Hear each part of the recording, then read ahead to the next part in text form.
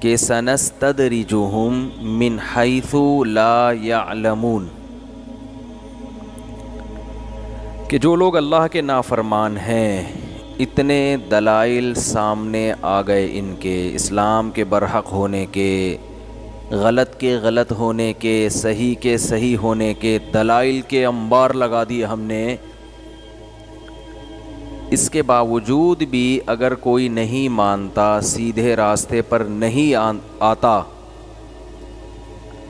تو جو داعی ہے، دعوت دینے والے لوگ ہیں، ان کو سمجھایا جا رہا ہے کہ پھر ٹینشن لینے کا بولیں نہیں، ٹینشن نہیں لینی پھر۔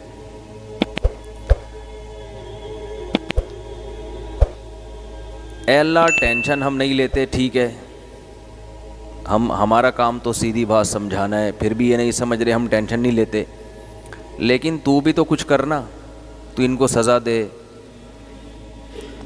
تو دنیا کو بتا دے کہ یہ لوگ غلط ہیں، تو ان کو پنپنے ہی نہ دے، تو بھی تو کھلا بھی انہی کو رہا ہے زیادہ ہے بھائی، نواز بھی انہی کو زیادہ رہا ہے، تو موٹے بھی یہی ہوتے جا رہے ہیں،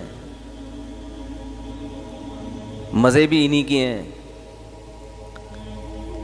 چل تو بھی برابر برابر معاملہ کر لے کہ جو نافرمان ہیں ان کو سزا نہیں ملتی، تو کم از کم فرما برداروں کو، جو نیک لوگ ہیں، وہ آزمائشوں میں کیوں ہیں اتنے۔ میری 2-4 دن پہلے کسی سے ملاقات ہوئی، وہ لندن سے آئے تھے، تو مجھے کہنے لگے کہ میں وہاں ایک فزیکل فٹنس کا ایک ادارے ہوتے ہیں نا، تو اس میں ایک ٹرینر ہے انگریز، اس سے ٹریننگ لے رہا ہوں باڈی کو فٹ کرنے کے لیے۔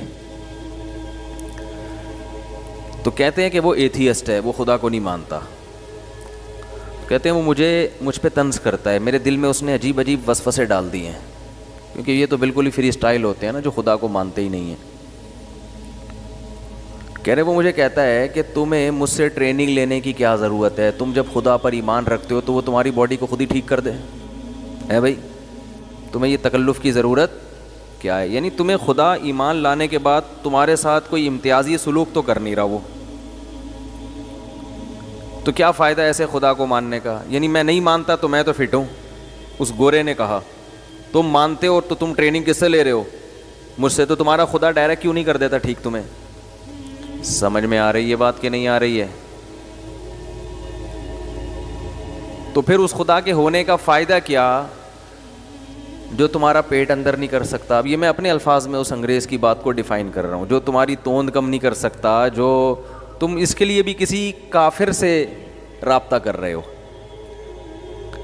تو وہ مجھ سے اشکال کر رہے تھے، اس اشکال کا جواب کیا ہے ٹھیک ہے نا، اس اشکال کا جواب کیا؟ ان کو تو میں نے جواب جو میں یہاں بتا رہا ہوں وہ ان کو نہیں بتایا تھا۔ اصل اس کا جواب یہ ہے کہ اس انگریز سے کہتے کہ اگر خدا مجھے ٹریننگ کے بغیر ہی فٹ کر دیتا تو تیرے جیسے کمبخت بھی ایمان لے آتے، خدا تیرے جیسے کمبختوں کو ہدایت بولو نہیں دینا چاہتا، کیونکہ خدا اگر اپنے ہونے کے اس طرح کے ثبوت دینا شروع کر دے کہ جو نیک لوگ ہیں ان کو پیسے ملنا شروع ہو جائیں، وہ فٹ فاٹ ہر لحاظ سے، وہ پراٹھے بھی کھا رہے ہیں تو بھی توند نہیں نکل رہی ان کی۔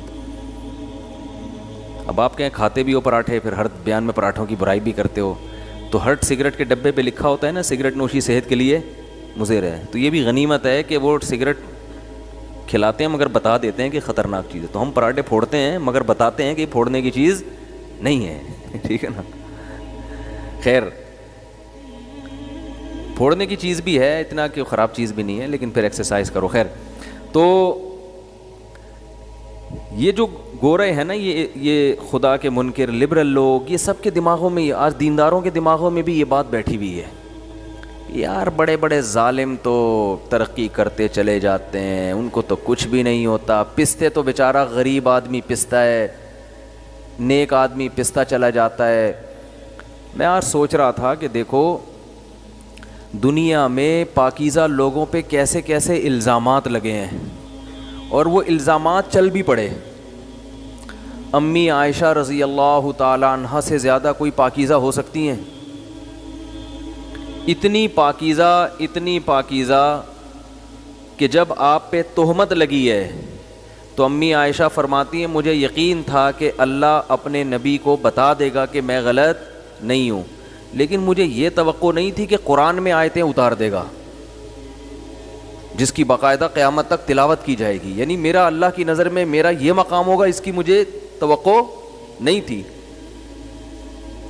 لیکن اللہ نے آپ کی پاک دامنی کو بیان کیا اور اللہ نے فرمایا تحسبونہ ہینا، تم اس کو ہلکا معاملہ سمجھتے ہو، وہو عند اللہ عظیم، اللہ کی نظر میں یہ بہت بڑا معاملہ ہے کہ پیغمبر کی زوجہ پر تہمت لگ رہی ہے۔ مگر تہمت لگانے والوں نے تہمت لگائی بھی، وہ زندہ بھی رہے، اپنے ٹائم پہ مرے، اور ایک بہت بڑا طبقہ آج بھی ایسا ہے جو اس تہمت کو سچا مانتا ہے، آج بھی ایک طبقہ ایسا ہے۔ کتابیں لکھی جا رہی ہیں، امی عائشہ رضی اللہ تعالی عنہ پر تہمتیں آج بھی کتابوں میں لگا رہے ہیں لوگ، کیا کیا بکواسات نہیں لکھی جا رہی۔ تو اس سے پتہ چلتا ہے یہ دنیا دارالامتحان ہے، یہاں صحیح اور غلط کا حقیقی فیصلہ نہیں ہوتا، اصل میں تو وہاں ہوگا۔ اور تہمت لگانے والوں نے امی عائشہ جیسی پاک دامن پہ تہمت کس بیس پہ لگائی کہ ہار گم گیا تھا، اکیلی رہ گئیں، صحابہ کو پتہ نہیں چلا، تو صحابی رسول ان کو لے کر اپنے ساتھ مدینہ میں داخل ہوتے ہیں۔ تو یہ بدگمانی ہے نا کہ فوراً اس کو غلط رخ دے دیا، معاذ اللہ، مجھے تو بولتے ہوئے بھی ڈر لگ رہا ہے۔ آج بھی ایسا ہوتا ہے کہ ذرا سی بات پر فوراً تہمت لگا دی جاتی ہے۔ کیا آپ کسی سے بات کر رہے ہیں فون پہ چھپ کے، ممکن ہے آپ چھپ کے اس لیے بات کر رہے ہو کہ آپ وہ بات پبلک کو نہیں بتانا چاہتے، لیکن تہمت لگانے والے کیا تہمت لگا دیں گے کہ اس کے تعلقات ہیں۔ یہ بہت ہو رہا ہے آج کل، اور ہمارے ہاں منفی بات جتنی طبیعت سے لوگ قبول کرتے ہیں نا، مثبت بات نہیں لی جاتی۔ گھروں میں بیویوں پہ شوہر تہمت لگاتا ہے، عورتیں اپنے میاں پہ تہمتیں لگاتی ہیں، یہ شادی شدہ لائف کے بعد تو سمجھو کہ الزام تراشیوں کا ایک طویل سلسلہ شروع ہو گیا۔ کہیں اس کو ذرا سا کچھ مل جائے نا، ایک شوہر جو تھا وہ فون آیا تو فوراً بھاگا، وہ کہیں الگ سنتا ہے سننے کے لیے، اس کو پتا تھا یار بیگم نے اگر یہ دیکھ لیا نمبر تو مجھ سے 10 سوال پوچھے گی، 10 سوال کے جواب دوں گا، پھر پھڈا ہوگا، تو اس سے بہتر ہے میں الگ۔ حالانکہ وہ آدمی کا فون تھا، میرے پاس یہ کیس آتے ہیں نا۔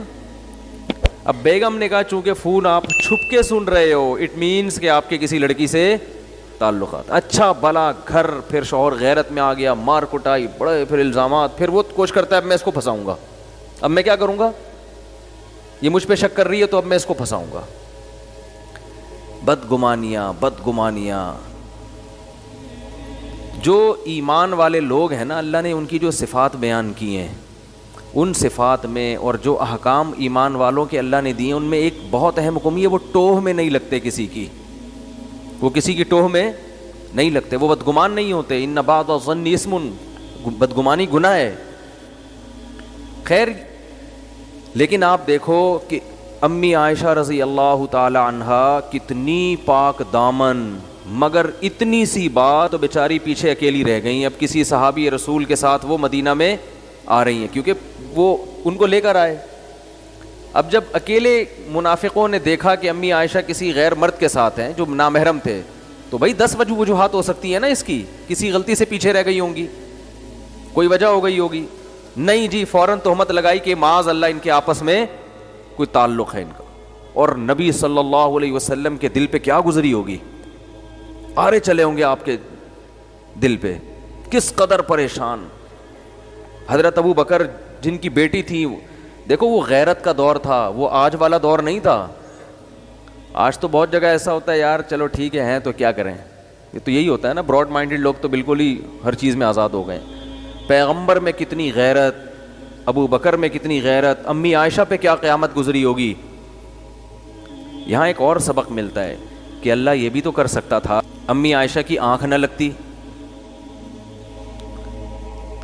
امی عائشہ رضی اللہ تعالیٰ عنہ کی آنکھ لگی نا تو وہ صحابہ وہ ڈولی لے کے چلے گئے، وہ سمجھے ان میں بیٹھی ہوئی ہیں، حالانکہ وہ بیٹھی ہوئی نہیں تھی۔ امی عائشہ فرماتی میری جب آنکھ کھلی وہ پتھر پہ سر رکھ کے سو رہی تھیں، اتنے میں صحابی رسول آئے تو وہ ان کی امی عائشہ کے چہرے پہ نظر پڑی، تو وہ فرماتی ہیں کہ جب تک پردے کی آیتیں نازل نہیں ہوئی تھیں تو وہ مجھے پہلے دیکھ چکے تھے، اس لیے مجھے پہچانتے تھے. جب پردے کی آیتیں نازل ہوئیں تو امہات المومنین نے اپنا چہرہ چھپانا شروع کر دیا. تو وہ اس لیے پہچان گئے کہ وہ پہلے دیکھ چکے تھے امی عائشہ کو جب پردے کی آیتیں نازل نہیں ہوئی تھیں. یعنی بتا دیا کہ جب آیتیں نازل ہوئیں تو پھر مجھے کوئی نہیں پہچان سکتا تھا اس کے بعد.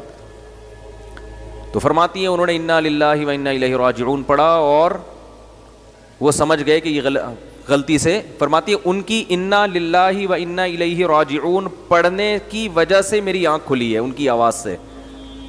تو مجھے بھی احساس ہوا کہ بھئی قافلہ آگے نکل چکا ہے. تو میں یہ سوچتا تھا کہ اللہ تعالیٰ یہ بھی تو کر سکتے تھے کہ یہ واقعہ ہوتا ہی نہیں تاکہ کسی کو بدگمانی کا موقع ملتا ہی نہیں. بھئی یہ کیا اللہ کے ہاتھ میں سب کچھ ہے نا. اسی سے ملتا جلتا ایک اور واقعہ دونوں کو مرج کر کے پھر بات سمجھ میں آئے گی جو سمجھانا چاہ رہا ہوں. موسیٰ علیہ السلام جب جوان ہوئے، جوانی کی دہلیز پہ قدم رکھا، فرعون کے محل میں پڑھ کے بڑے ہوئے ہیں. ابھی نبوت نہیں ملی ہے. فرعون ویسے ہی آپ سے تنگ تھا، احساس تھا کہ یہ بنی اسرائیل کے ہیں، کوئی موقع ملنا چاہیے ان کو قتل کرنے کا. کوئی موقع نہیں مل رہا تھا اس کو. بھئی یہ ایکو ختم کریں، یہ لاؤڈ سپیکر کو سیٹنگ کے لیے یہاں بیٹھا ہوا ہونا چاہیے بندہ، اتنی آواز گونج رہی ہے اس کی. تو حضرت موسیٰ علیہ الصلاۃ والسلام فرعون کے محل میں پڑھ کے جوان ہوئے، ابھی جوانی کی دہلیز پہ قدم رکھا ہے، ابھی کام کرنے کا وقت آیا ہے. اب اللہ نے جو آپ سے دین کا کام لینا ہے اس کا ٹائم اب آ چکا ہے. لیکن ہو کیا رہا ہے؟ بظاہر بڑے الٹے کام ہو رہے ہیں. ہو یہ رہا ہے کہ حضرت موسیٰ علیہ السلام مدینہ شہر میں جب نکلتے ہیں مصر میں تو دیکھا کہ ایک فرعونی کی لڑائی ہو رہی ہے بنی اسرائیلی کے ساتھ. دونوں کا آپس میں کیا ہو رہا ہے؟ بولو نا یار، پھڈا ہو رہا ہے. حضرت موسیٰ علیہ السلام نے پھڈا چھڑوانے کے لیے دیکھا کہ یہ میری قوم کا آدمی ہے اور یہ فرعونی آدمی ہے، تو پھڈا چھڑوانے کے لیے ایک مکہ لگایا فرعونی کو، کیونکہ ظالم تھا وہ. آپ کی نیت قتل کرنے کی نہیں تھی مگر بندہ لڑک گیا. وہ حضرت موسیٰ کا ایک تھپڑ لگائے فقضا علیہ اور اس کا انا للہ ہو گیا. اب موسیٰ علیہ السلام پریشان، یہ کیا ہو گیا؟ اب دیکھیں بظاہر کام صحیح ہونے کے بجائے کیا ہو رہے ہیں؟ الٹے ہو رہے ہیں کام. بھائی اب تو نبوت ملنی ہے، اب تو اللہ نے آپ سے کام لینا ہے، اب تو کوئی ایسا واقعہ ہونا ہی نہیں چاہیے جس سے آپ موسٹ وانٹڈ بن جائیں. لیکن اللہ کے کام دیکھو. اور یہ حضرت موسیٰ نے اعتراف کیا یہ تو شیطان نے مجھ سے کروا دیا، یہ کیا ہو گیا؟ یہ غلطی ہو گئی ہے، بندہ تو میں نے مارنا ہی نہیں تھا. اور اللہ سے توبہ استغفار بھی کر رہے ہیں کہ تو بندہ ہی مر گیا. اللہ فرماتے ہم نے معاف کر دیا. تو پہلی غلطی بظاہر غلطی. یہ میں اس سے نا آپ کو ایک سبق بتانا چاہتا ہوں. اس سے نتیجہ کیا نکلتا ہے؟ کام صحیح ہو رہا ہے یا بظاہر الٹا ہو رہا ہے؟ الٹا ہو رہا ہے کام. ایک طرف اللہ کہہ رہا ہے کہ میں آپ کے ذریعے فرعون کی حکومت کا خاتمہ کروں گا، تو اللہ اب تو موسیٰ علیہ السلام سے غیر قانونی کام کوئی ہونا ہی نہیں چاہیے تاکہ کوئی انگلی نہ اٹھا سکے. چلو یہ ہو گیا، بندہ مر گیا. حضرت موسیٰ علیہ السلام پریشان ہوئے کہ یہ ہو گیا غلط کام، توبہ استغفار کرو. اللہ نے کہا میں نے معاف کیا. اگلے دن اچھا یہ کسی کو پتہ ہی نہیں ہے کیونکہ قرآن کہہ رہے غفلت کا وقت تھا، شہر میں سب سو رہے تھے، اس وقت سب قیلولہ کیا کرتے تھے اور دوپہر کے وقت لوگ باہر نہیں نکلتے تھے. یہ ایک نیچر ہے انسان کی قیلولہ کرنا. یہ تو اب یہ گوروں نے ختم کیا ہے قیلولے کا نظام. گورے خود اعتراف کرتے ہیں کہ جب تک اسلامی حکومتیں دنیا میں رہی ہیں نا، پوری دنیا میں دوپہر کھانے کے بعد سونے کا رواج تھا. یہ گوروں نے اپنی کتابوں میں لکھا ہے. یہ تو غیر مسلموں سے ہمارے ہاں آیا ہے کہ دوپہر آرام نہیں کرنا، سارا دن جاگ کے گدھے کی طرح کام کرنا ہے ہم نے. تو اب کیا ہوا کہ اگلے دن موسیٰ علیہ الصلاۃ والسلام نکلے. کسی کو نہیں پتا تھا، بنی اسرائیلی نے بھی کسی کو نہیں بتایا کہ بھئی کیا ضرورت ہے موسیٰ علیہ السلام جو کل میری مدد کے لیے آئے تھے ان کا راز فاش کرنے کی کیا ضرورت. تو یہ بظاہر الٹا کام ہو گیا کہ ایک بندہ کیا ہو گیا؟ قتل. آگے چلو اس سے بھی الٹا کام ہو رہا ہے اگلے دن، بظاہر الٹا کام. اگلے دن کیا ہو رہا ہے کہ موسیٰ علیہ السلام نے دیکھا وہ اپنی قوم کا جو بنی اسرائیلی ہے کل دوبارہ پھڈا ہو رہا ہے اس کا کسی اور فرعونی سے. موسیٰ علیہ السلام نے اس کو فرمایا انک لغوی مبین، تیرا تو کام ہی لڑنا ہے، کل کسی سے لڑ رہا تھا آج کسی اور سے. صرف اتنی سی تنبیہ کی اپنے بنی اسرائیلی کو, نیت یہی تھی کہ آج بھی میں فرعونی کو پکڑوں گا, کیونکہ وہ ظلم کر رہا ہے, وہ ظالم تھے فرعونی ہے نا, ہر وقت بنی اسرائیلیوں کو تنگ کرتے تھے, تو میں لڑائی چھڑواؤں گا, لیکن آج پنچ ذرا ہلکا رکھوں گا. ٹھیک ہے نا, کل کا تجربہ ہے, یا تو پنچ ماروں گا ہی نہیں, بس زبانی کلامی سے ان کو یوں کر کے چھڑوا دوں گا. جب موسیٰ علیہ السلام قریب آئے اور ارادہ کیا کہ فرعونی کو پکڑیں, ارادہ ہے فرعونی کو پکڑنے کا, لیکن بنی اسرائیلی ڈر گیا. اس نے کہا کہ انہوں نے مجھے تانا دیا ہے کہ تو ہے ہی لڑاکو, تیرا کام ہی لڑنا ہے, تو اس کا مطلب آج پنچ کس کو پڑے گا؟ آج جو مکہ پڑے گا وہ کس کو؟ مجھ کو. اور اس نے کہا یار کل ایک مکے سے وہ بندہ ٹہل گیا, تو اگر ان کا تو تھوڑا سا تھپڑ بھی پڑ گیا, ٹہلا نہیں بھی, تو کوئی نہ کوئی نٹ بولٹ میرا ڈھیلا ہو جائے گا, کہیں نہ کہیں سے میری سیٹنگ, کوئی ریڑھ کی ہڈی کی پرابلم ہو سکتی ہے ہمیشہ کے لیے, یا کوئی دانت غائب ہو سکتا ہے میرا, کچھ تو ہوگا نا, کتنی بھی احتیاط کر لیں. تو اس نے بے صبری کا مظاہرہ کیا, اپنی قوم کا آدمی بے صبری کا مظاہرہ کیا.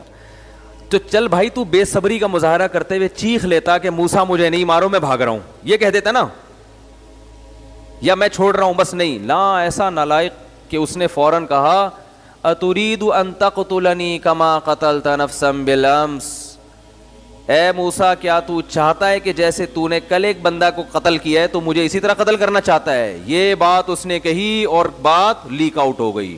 فرعون تو پہلے ہی تلاش کر رہا تھا, کل جو ہمارے کسی درباری کی لاش ملی ہے جس کے قاتل کا نہیں پتہ چل رہا, وہ تو اس نے لوگ بھیجے ہوئے تھے بھائی اس کے قاتل کا پتہ چلاؤ. اور کتنی بڑی غلطی بنی اسرائیلی سے ہوئی کہ اس نے قاتل کا پتہ, قاتل بتا دی کہ موسیٰ علیہ السلام تھے. اس نے فوراً چیخ اٹھا کہ اے موسیٰ آج تو مجھے ایسے قتل کرنا چاہتا ہے جیسے کل تو نے ایک بندے کو قتل کیا ہے. یہ کتنی بڑی غلطی ہوئی کہ نہیں ہوئی؟ تو کیا اللہ یہ غلطی روک نہیں سکتا تھا؟ بولتے کیوں نہیں بھائی؟ اللہ تو چاہتا تو یہ پھڈا نہ ہونے دیتا.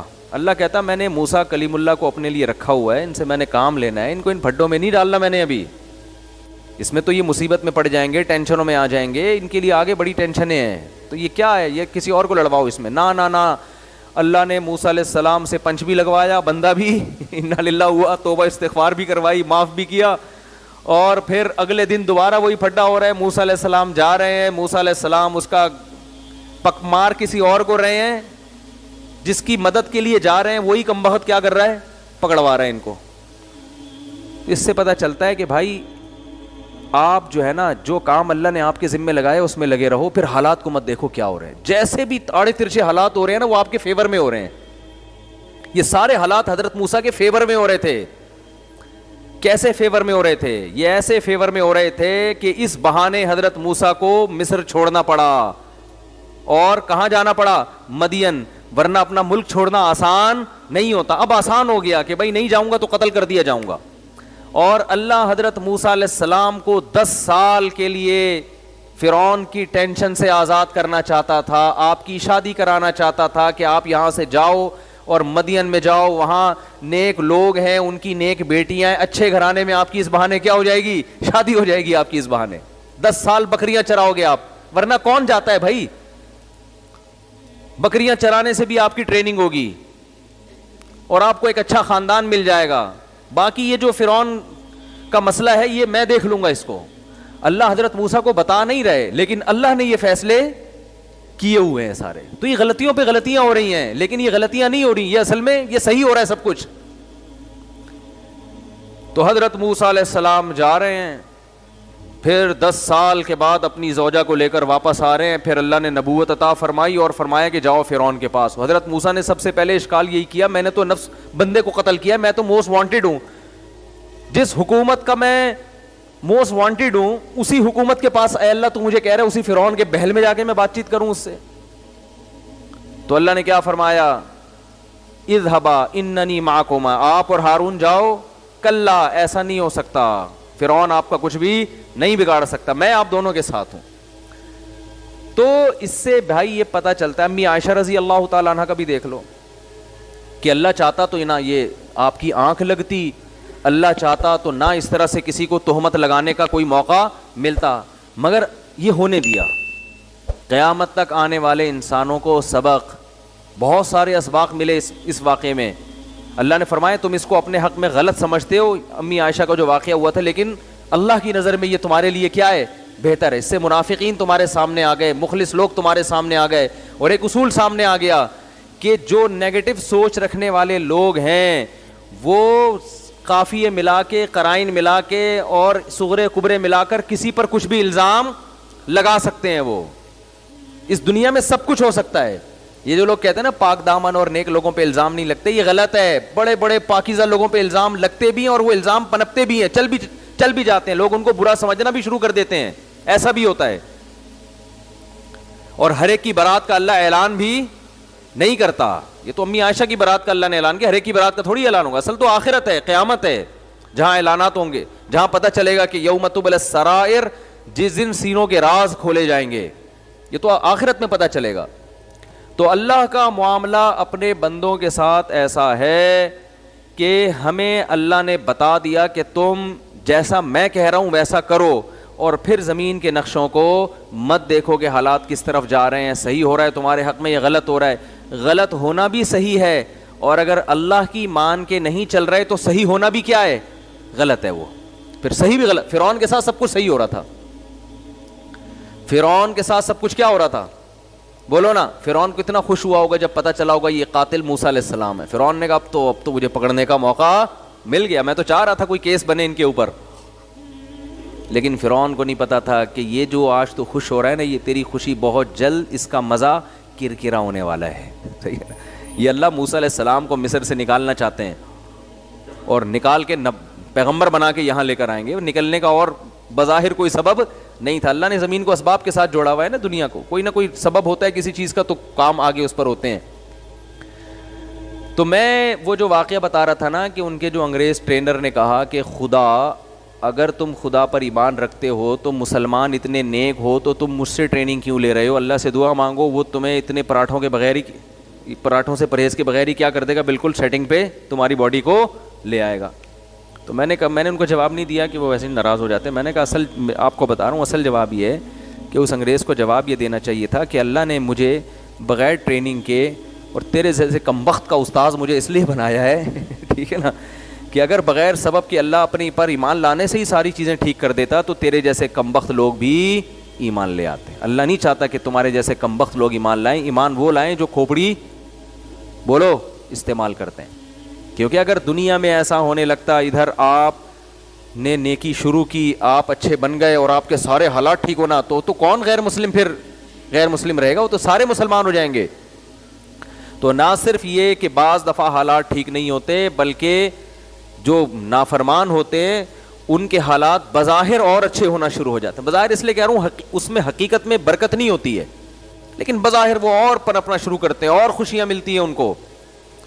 تو اسی کو اللہ نے سورہ قلم میں فرمایا سنستدرجہم, کہ دعوت دینے والے کو جب وہ دعوت دے, حق کا پرچار کر رہا ہو, لوگ نہیں مان رہے ہوں, پھر بھی پنپتے چلے جا رہے ہیں, عیاشی ہوتی چلی جا رہی ہے, تو اللہ فرماتے ہیں ان کو مجھے اکیلا چھوڑ دو.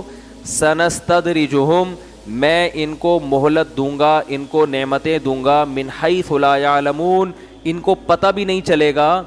آدمیوں کا نوالا حلق میں اس وقت تک اترتا نہیں ہے جب تک پانچویں کی برائی بولو نہ ہو. گھروں میں خواتین کہتی ہیں اگر ہم غیبت ہی نہ کریں تو پھر کیا کریں, سارا دن ہم بھائی باتیں کرنے کے لیے یہی ہوتا ہے, فلانی نے یہ کر دیا, ڈمکانی نے یہ کر دیا, تیری ماں یہ کر دی, تیرا ماموں ایسا ہے, تیرا چاچا ایسا ہے, تیرا بھائی آپ سارا دن غیبتیں کر کے ٹائم پاس کر رہے ہو, تو اچھائیاں کر کے بھی تو ٹائم پاس ہو سکتا ہے نا. فلاں کے بارے میں اگر کچھ برائی ہے تو کچھ اچھائی بھی ہوگی, وہ اچھائی کر کے ٹائم پاس کر لو. دنیا میں کیا اچھے لوگ مارکیٹ سے شارٹ ہو گئے, بولو نا کیا ہو گیا. اور اس زمانے میں یہ بات کرنا کہ غیبت کے بغیر ٹائم نہیں گزرتا, تو یہ تو ویسے ہی فضول ہے. اس زمانے میں تو اتنے کرنے کے کام ہیں کہ آپ وہ کریں گے تو آپ کے پاس ٹائم بچے گا ہی نہیں. میں بار بار اس لیے تو کہتا ہوں گھر میں مرغیاں پال لو, ان کے انڈے چیک کیا کرو روزانہ,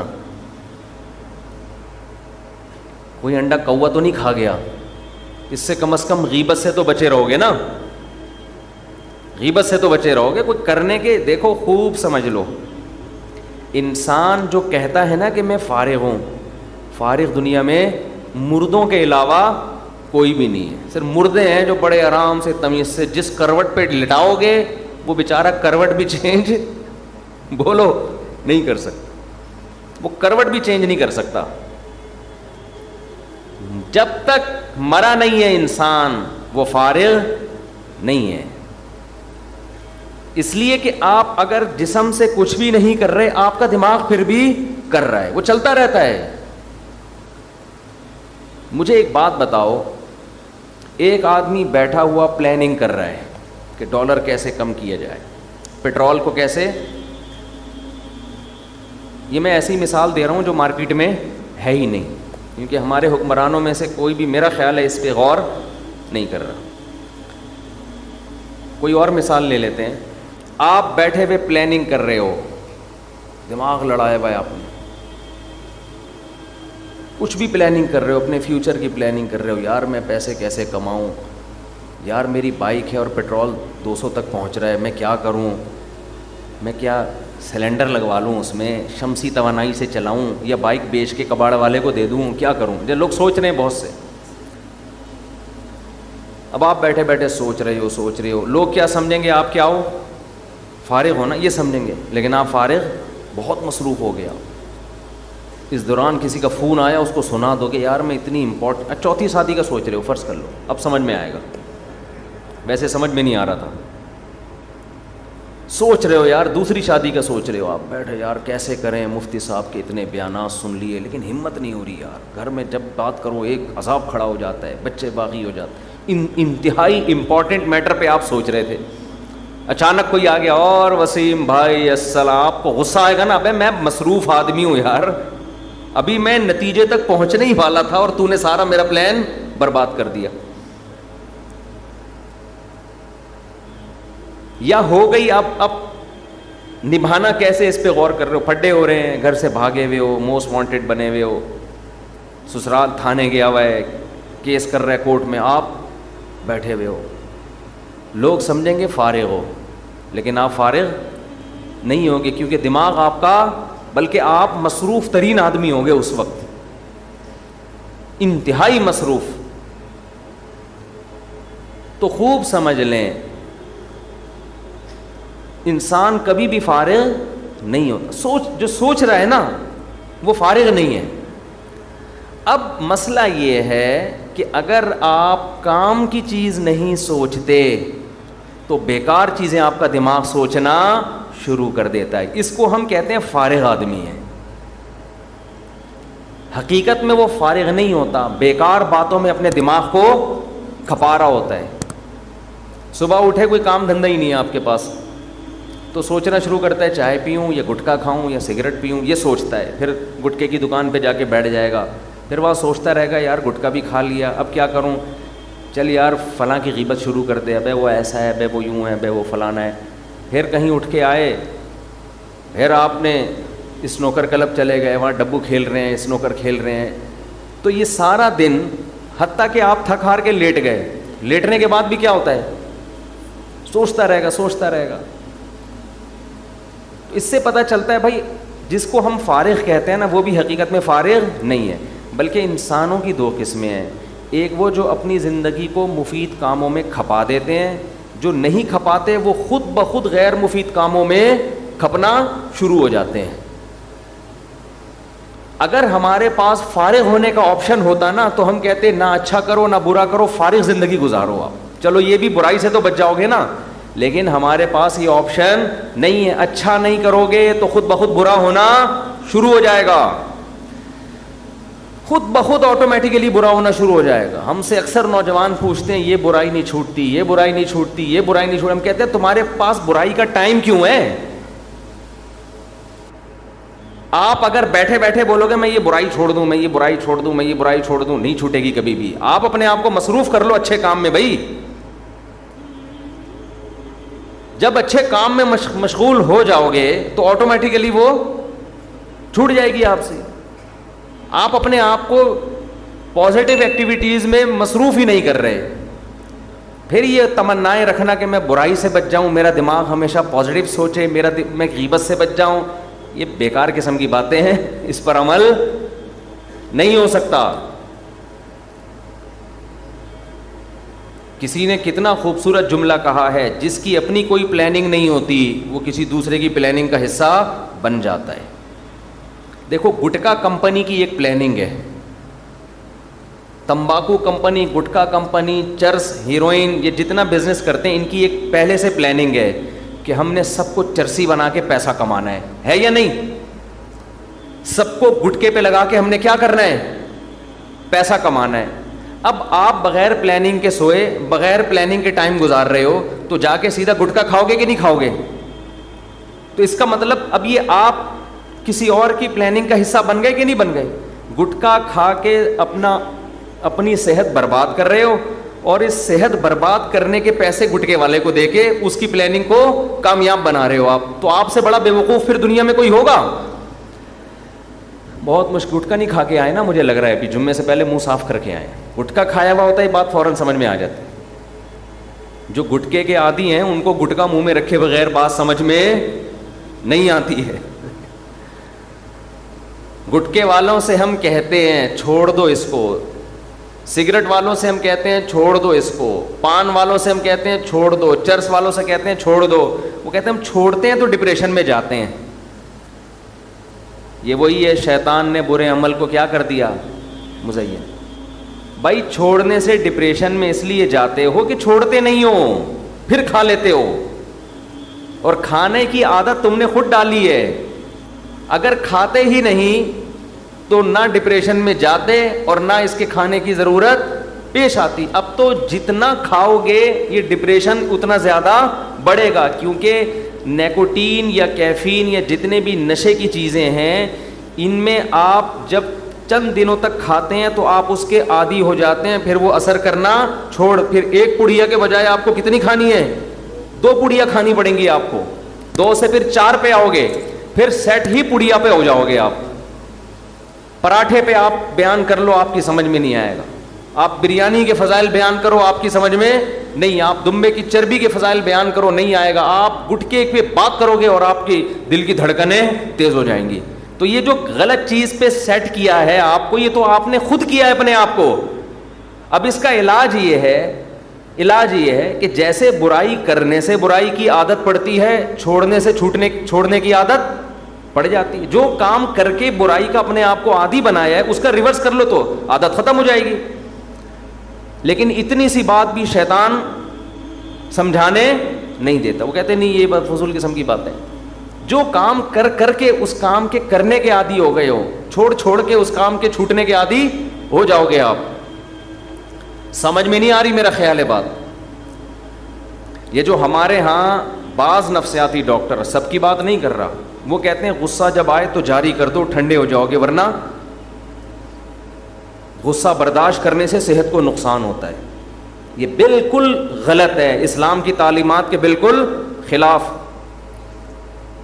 وہ ڈاکٹر آپ کی وقتی کیفیت کو دیکھ رہا ہے کہ غصہ جاری کرنے سے آدمی ریلیکس ہو جاتا ہے. غصہ آ رہا تو نا بہت برداشت, شریعت کیا کہتی ہے؟ پی لو اس گھونٹ کو. لیکن اس وقت میڈیکلی تھوڑا سا نقصان ہوگا پینے سے, کیونکہ آپ نے اپنے اعصاب پہ بوجھ ڈالا. میڈیکلی اس وقت اس غصے کو نکال دو گے, ٹھنڈے ہو جاؤ گے. جیسے گھر آئے, دیکھا کھانا نہیں مل رہا تو لاتیں مارنا شروع کی, کرسی اٹھا کے بڑا وہاں پھینکی, گلاس اٹھا کے جیسے توڑتے ہیں لوگ. ایک کیس آیا میرے پاس, ایک آدمی کی بیوی نے کہا یہ گھر میں اس نے توڑ پھوڑ بہت کر دی ہے, غصہ جب بھی آتا ہے چیزیں توڑتا ہے. میں نے کہا کیوں توڑتا ہے؟ کہہ رہا بیوی پہ کو کبھی نہیں مارا میں نے, بیوی کو میں نے کبھی نہیں مارا, چیزوں پہ نکالتا ہوں غصہ. کہہ رہے تو اپنا نقصان کرو نا, تو چیزیں خرید کے لے آتا ہوں دوبارہ میں. تو میں نے اس خاتون سے کہا اتنا اچھے میاں آج کل مارکیٹ سے شارٹ ہیں, آج کل کے حساب سے برداشت کرو, اس پہ گزارا کرو. جتنا بھی غصہ آ رہا ہے بالٹیوں پہ نکال رہا ہے, گلاسوں پہ نکال رہا ہے, اتنا کنٹرول ہے اس کو.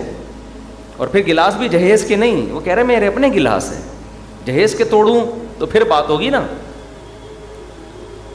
تو میڈیکلی کیا ہوتا ہے, جب آپ نے غصہ نکالا, چیزیں توڑ دیں پھوڑ دیں, آپ تھوڑی دیر میں ریلیکس بھی ہوتے ہو, تھوڑی ندامت بھی ہوتی ہے یار زیادہ ہو گئی, سوری بھی کرو گے وغیرہ وغیرہ نا. یہ وقتی فائدہ ہے غصہ جاری کرنے کا. اس کا نقصان پتہ ہے کیا ہوگا؟ پھر دوبارہ غصہ آئے گا. پھر کچھ توڑو گے، پھر تیسری بار غصہ آئے گا، ایک دن آئے گا بیوی کا منہ توڑ دو گے. اب بولا بس چیزیں بہت ٹوٹ گئی ہیں، اب تو کیوں جڑی ہوئی ہے اب تک ہیں؟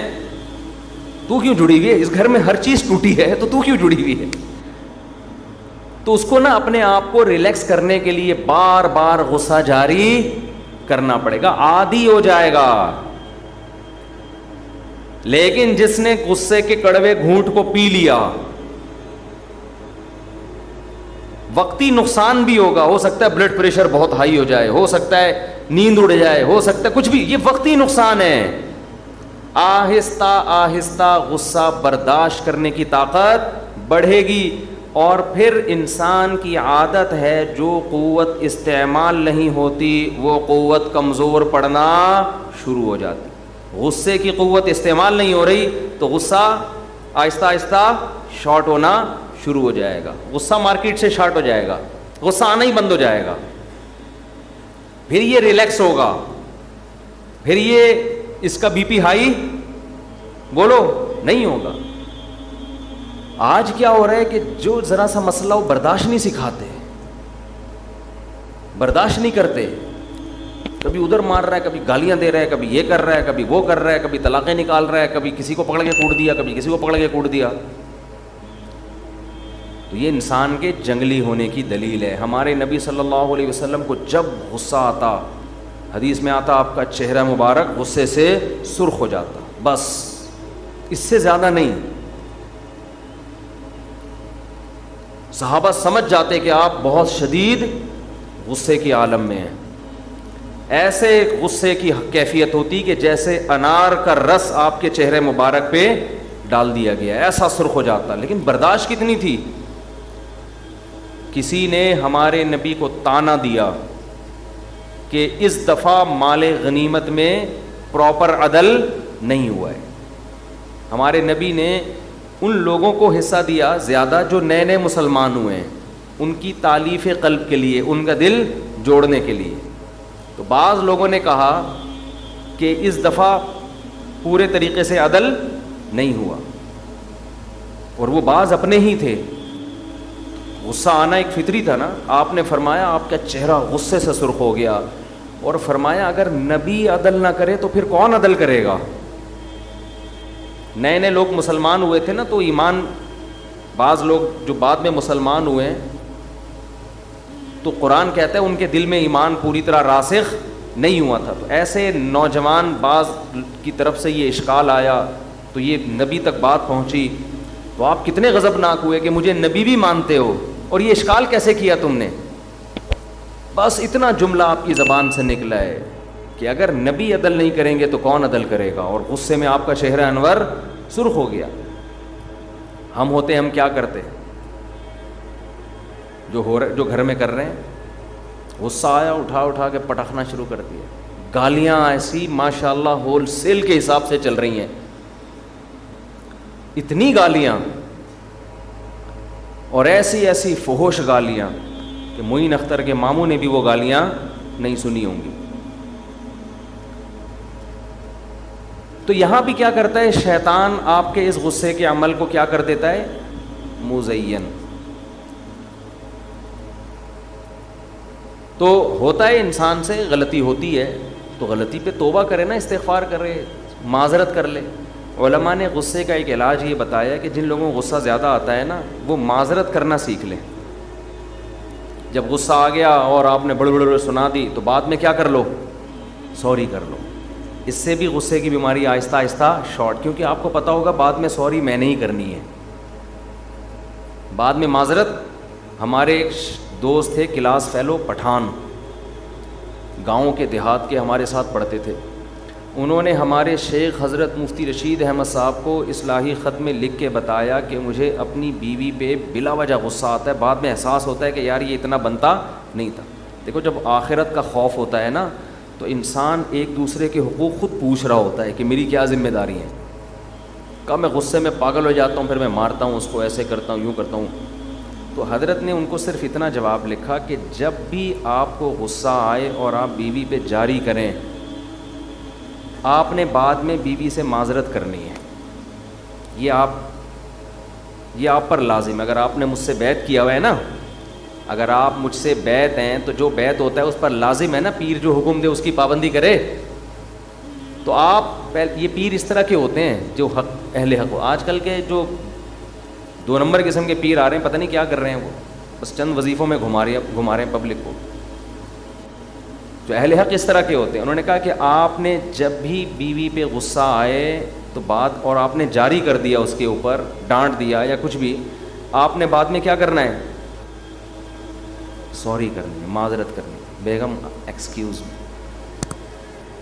کائنڈلی, ٹھیک ہے, جتنے بھی انگلش کے, پشتو کے, اردو کے ادھار لے کے سارے فٹ کر دیں. تو وہ مجھے, میرے کلاس فیلو تھے, مجھے کہہ رہے تھے کہ یار جب سے میں نے یہ سوچا ہے نا کہ معذرت کرنی ہے, اس وقت سے میں نے غصہ کرنا چھوڑ دیا. کہہ رہے ہیں میں بیوی سے معافی مانگوں, یہ ہمارا غیرت برداشت نہیں کرتا. بہت کہہ رہے ہیں یار یہ میرے تو, مجھ سے نہیں ہوگا یہ کام. لیکن اس کا فائدہ کیا ہوا کہ وہ غصہ, اس نے کہا یار یہ معذرت کرنے سے بہتر ہے جاری نہ کرو غصہ. تو فائدہ ہو گیا نا ان کو. تو یہ بھی ایک علاج ہے کہ جب آپ پاگل ہو جائیں نا اور سنا دیں تو پھر اس پہ قائم نہ رہو, اس پہ قائم نہ رہیں کہ بس ہو گیا جو ہونا تھا. نا نا نا نا, جیسے ہی ٹھنڈا ہو آپ نے فوراً کیا کرنا ہے, یار تھوڑا میں زیادہ کہہ گیا, آپ سے معذرت چاہتا ہوں. سامنے والا انسان کا بچہ ہوگا نا تو آپ کے اس عمل پہ آپ کی قدر کرے گا. اگر وہ گدھے کا بچہ ہے تو کہے گا ہاں پہلے سناتے ہو بعد میں معافیاں کرتے ہو, ایسے کام کیوں کرتے ہو کہ بعد میں معذرت کرنی پڑے. اس کا مطلب وہ آپ انسان ہو اور وہ کیا ہے, وہ گدھا ہے. تو آپ اس کو بول دیا کرو کہ میں نے تو آپ سے معذرت کر لی ہے, آپ کو انسان سمجھ کے, مجھے سوری معلوم نہیں تھا کہ آپ گدھے ہیں, ایکسکیوز می سر, کائنڈلی اپنا خیال رکھیے گا. یہ خیر کہنا نہیں ہے, دل میں سوچنا ہے. وہ گدھا اس لیے ہے کہ غصہ جاری کرنا جتنا مشکل ہے نا, بعد میں سوری کرنا اس سے زیادہ مشکل کام ہے. تو اگر اس آدمی نے ایک برائی کی ہے اس سے زیادہ وزنی اس نے نیکی کی ہے, تو یہ تو انسان تو خطا کا پتلا ہے نا. قرآن سے بھی تو پتہ چلتا ہے کتنے موقع پہ حضرت موسیٰ علیہ السلام کو غصہ آیا. قرآن کہتا ہے فلما سکت عن موسیٰ الغضب, جب موسیٰ کا غصہ ٹھنڈا ہوا, تورات کی تختیاں واپس اٹھائیں اور اپنے بھائی کے لیے مغفرت کی دعا کی, جن کو تھوڑی دیر پہلے نا داڑھی سے پکڑ کے کھینچ رہے تھے. موسیٰ علیہ السلام کوہ طور پہ گئے ہیں نا, واپس آئے تو دیکھا کہ بنی اسرائیل بچھڑے کی عبادت کر رہے ہیں. اتنا غصہ آیا موسیٰ علیہ السلام کو, تورات کی تختیاں ایک طرف رکھیں اور اپنے بھائی جن کو نگران بنا کے گئے تھے ان کی داڑھی اور سر کے بالوں سے پکڑ کے ایسے گھسیٹا ان کو, حالانکہ وہ بھی پیغمبر ہیں, ایسے گھسیٹا ان کو کہ تم کیا کر رہے تھے جب یہ لوگ بچھڑے کی عبادت کر رہے ہیں, تمہیں نگران بنا کے گیا تھا. اب دیکھیں اصولی طور پر تو حضرت موسیٰ کو پہلے پوچھنا چاہیے تھا نا, اصولی طور پر کہ بھئی یہ سب کچھ کیوں ہوا, آپ نے اپنی ذمہ داری پوری کی. تو ہارون علیہ السلام بتاتے کہ یہ میں نے سمجھایا, یہ قوم ماننے والی نہیں تھی. تو پھر حضرت موسیٰ غصہ ہی جاری نہیں کرتے, کیا خیال ہے. لیکن غیرت اور دینی حمیت, شرک اتنا بڑا جرم, یہ قوم فرعون تباہ ہو گیا ان کے سامنے, اتنے معجزے دیکھ لیے, تو اس لیے کہ بچھڑے کی عبادت کرو. تو غصہ آنا یہاں فطری تھا, نیچرل تھا. فوراً اپنے بھائی ہارون کی داڑھی اور سر کے بال پکڑ کے گھسیٹنا شروع کیا. یجرہ الیک, قرآن کہہ رہا ہے پھر پکڑا نہیں ہے اپنی طرف, غصے میں گھسیٹ بھی رہے ہیں. ہارون علیہ السلام نے حضرت موسیٰ کا احترام کیا کہ بھائی ہے اور مجھ سے زیادہ فضیلت والے پیغمبر ہیں. حضرت ہارون نے غصہ جاری بولو نا نہیں کیا. یہ احترام بھی ہے کہ غصہ چھوٹوں پہ ہوتا ہے, بڑوں پہ نہیں ہوتا.